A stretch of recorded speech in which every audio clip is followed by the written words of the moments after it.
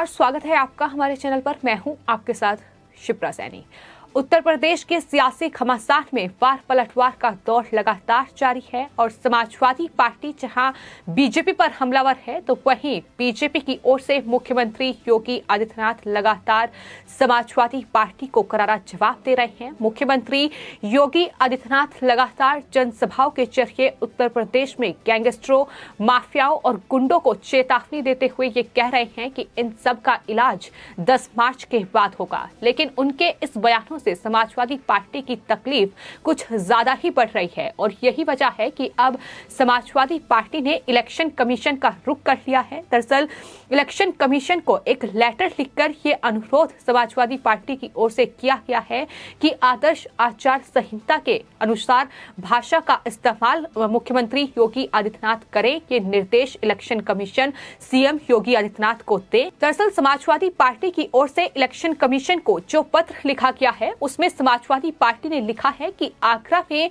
10 मार्च के बाद माफियाओं पर फिर से बुलडोजर चलेगा। ये धमकी मुख्यमंत्री योगी आदित्यनाथ दे रहे हैं। इतना ही नहीं, उसमें यह भी लिखा है कि 2022 के विधानसभा चुनाव में सत्ता पक्ष से मुख्यमंत्री योगी आदित्यनाथ विपक्ष के खिलाफ जिस तरीके की भाषा का इस्तेमाल कर रहे हैं वो मर्यादित, संयत और भद्र भाषा की श्रेणी में नहीं आता है। लोकतंत्र में इस तरह की भाषा का कोई औचित्य नहीं है। सपा ने यह शिकायत की है कि मुख्यमंत्री योगी आदित्यनाथ ने अभी आगरा में 10 मार्च के बाद बुलडोजर चलाने की धमकी दी है। इसके अलावा वो लगातार समाजवादी पार्टी के नेतृत्व को गुंडा, मवाली, माफिया लगातार बता रहे हैं। तो इस तरीके से ये शिकायत जो है ये सीएम योगी आदित्यनाथ के खिलाफ की गई है। आपको बताते हैं, जिस तरीके से उत्तर प्रदेश में चुनावों की तारीख नजदीक आ रही है वैसे ही समाजवादी पार्टी के जो ये अपराधी गुंडे, जो ये माफिया हैं जिन्हें समाजवादी पार्टी ने उम्मीदवार बनाया है, उनके लगातार जो समर्थक हैं वो इस तरीके की धमकी दे रहे हैं। वो लगातार वोटर्स को डराने और धमकाने का काम कर रहे हैं। सिर्फ समर्थक ही नहीं बल्कि तमाम समाजवादी पार्टी के ऐसे उम्मीदवार हैं जिनके तमाम सोशल मीडिया पर वीडियो वायरल हुए हैं, जो खुलेआम पुलिस को धमकी दे रहे हैं। वो ये कह रहे हैं कि जब हमारी सरकार आएगी तो हम चुन चुन कर बदला लेंगे। सिर्फ इतना ही नहीं, ये हिंदू गर्दी लगातार चल रही है, इसका इलाज होगा। इस तरीके के बयान लगातार समाजवादी पार्टी के तमाम नेता दे रहे हैं। फिर चाहे बात कैराना से जो समाजवादी पार्टी के उम्मीदवार हैं नाहिद हसन, उनके समर्थकों की जाए, जिस तरीके से उनके समर्थक का हाल ही में एक वीडियो वायरल हुआ था जिसमें वो जाटों को खुले तौर पर धमकी दे रहे थे कि हम 90,000 हैं और तुम सिर्फ 20,000 हो। हम गड़बड़ी करने में 1 मिनट भी नहीं लगाएंगे। सिर्फ इतना ही नहीं, जो मेरठ से समाजवादी पार्टी के उम्मीदवार हैं आदिल चौधरी, वो खुलेआम ये धमकी दे रहे थे कि सरकार आने के बाद चुन चुन कर बदला लिया जाएगा।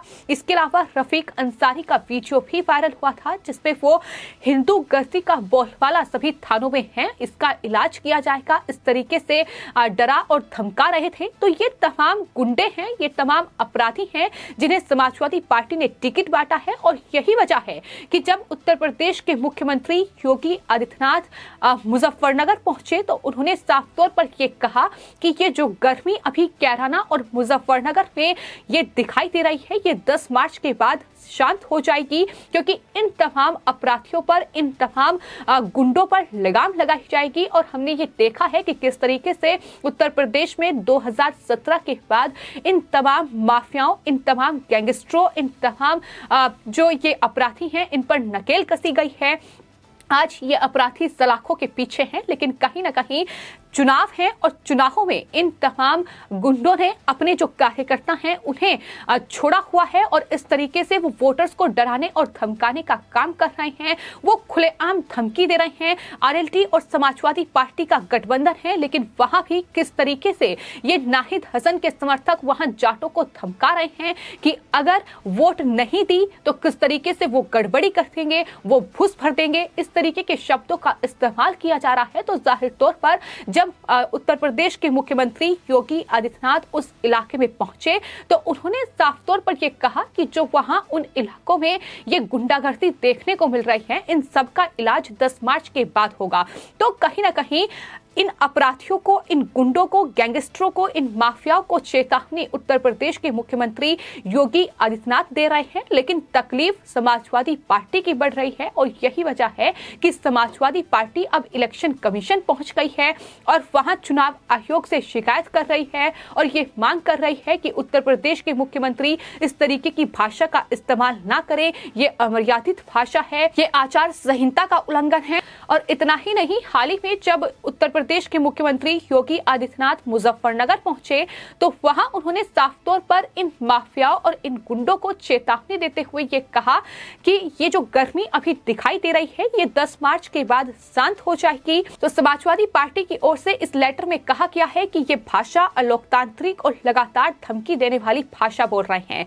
लेकिन सवाल यहाँ समाजवादी पार्टी से ये भी पूछा जाना चाहिए कि आखिर नाहिद हसन के समर्थक और नाहिद हसन और वहां लगातार जिस तरीके से ये तमाम कैंडिडेट पश्चिमी उत्तर प्रदेश में उन्होंने उतारे हुए हैं, फिर चाहे बात रफीक अंसारी की जाए या फिर बात आदिल चौधरी की जाए, ये जिस तरीके की भाषा का इस्तेमाल कर रहे हैं, ये विशेष धर्म के लोगों को डराने और धमकाने का काम कर रहे हैं, ये अभी से इतनी गुंडागर्दी दिखा रहे हैं, तो आखिर इन पर समाजवादी पार्टी कोई एक्शन क्यों नहीं लेती है? जब अखिलेश यादव से ये सवाल पूछा जाता है कि आखिर क्यों इस तरीके की रणनीति समाजवादी पार्टी की ओर से बनाई गई है कि उन्हें अपराधियों को टिकट बांटने पर मजबूर होना पड़ रहा है, तो इस पर अखिलेश यादव का जवाब होता है कि दरअसल उत्तर प्रदेश के मुख्यमंत्री के खिलाफ भी आपराधिक मुकदमे दर्ज हैं, तो ऐसे में वो टिकट दे सकते हैं जिसे वो चाहें।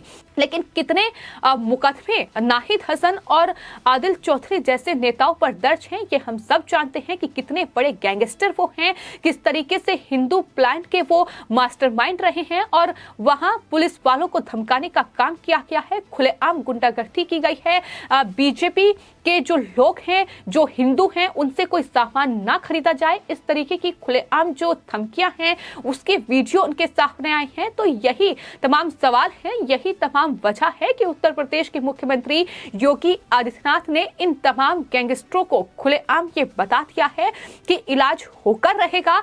जाहिर तौर पर आचार संहिता लगी हुई है और इलेक्शन जो तारीख है वो नजदीक है। 10 फरवरी को पहले चरण के मतदान होंगे, लेकिन 10 मार्च को चुनावी नतीजे आने के बाद इन तमाम गैंगस्टरों, इन तमाम अपराधियों पर शिकंजा कसा जाएगा। ये साफ तौर पर बता दिया गया है कि इस तरीके से लोगों को डराने और धमकाने का काम ना किया जाए, इस तरीके से वोटर्स को प्रभावित करने का काम आरएलडी और समाजवादी पार्टी मिलकर ना करें इन गैंगस्टरों और अपराधियों को टिकट बांटकर। और यही वजह थी कि मुख्यमंत्री योगी आदित्यनाथ ने इस तरीके से इन माफियाओं को चेतावनी दी। लेकिन ये भी हम सब जानते हैं कि किस तरीके से समाजवादी पार्टी मजबूर है कि वो दरअसल इलेक्शन कमीशन को लेटर लिखे, क्योंकि कहीं ना कहीं इन माफियाओं, इन गुंडों और इन गैंगस्टरों की चिंता समाजवादी पार्टी को है, क्योंकि समाजवादी पार्टी की सरकार में किस तरीके से माफियाओं को टिकट बांटे गए हैं, जो तमाम नेता थे वो कहां किस तरीके से गरीबों की भूमि पर कब्जा कर रहे थे और कितने जो समाजवादी पार्टी के नेता हैं जो कि माफिया हैं, फिर चाहे वो आजम खान हो या तमाम दूसरे नेता हो, उन पर शिकंजा कसा किया, उनकी जो संपत्ति है उस पर बुलडोजर चला है।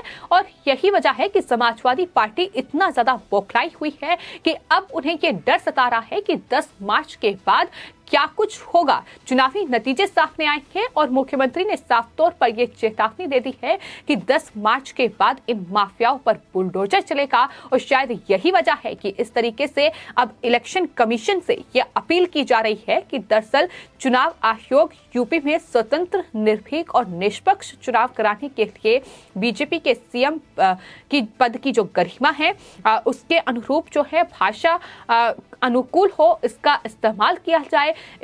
इन सब चीजों के निर्देश जो हैं वो मुख्यमंत्री योगी आदित्यनाथ को दे। जाहिर तौर पर मुख्यमंत्री अखिलेश यादव या जयंत चौधरी का सीधे तौर पर नाम नहीं ले रहे हैं, वो सिर्फ इन माफियाओं, इन गुंडों, इन अपराधियों पर प्रहार कर रहे हैं। तो अखिलेश यादव की परेशानी बढ़ रही है और यही वजह है कि इस तरीके से अब इलेक्शन कमीशन को ये लेटर लिखा गया है। लेकिन समाजवादी पार्टी को हार का डर है। सवाल यही है कि क्या समाजवादी पार्टी को हार का इतना डर है कि वो हर एक मामले को लेकर इलेक्शन कमीशन पहुंच रही है।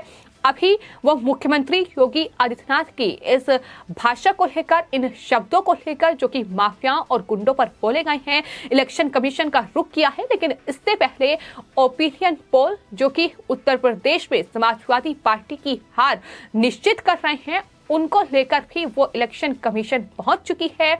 और इतना ही नहीं, इलेक्शन कमीशन पैसों का इंतजाम समाजवादी पार्टी के लिए करें चुनाव लड़ने के लिए, इस तरीके से मांग समाजवादी पार्टी कर चुकी है।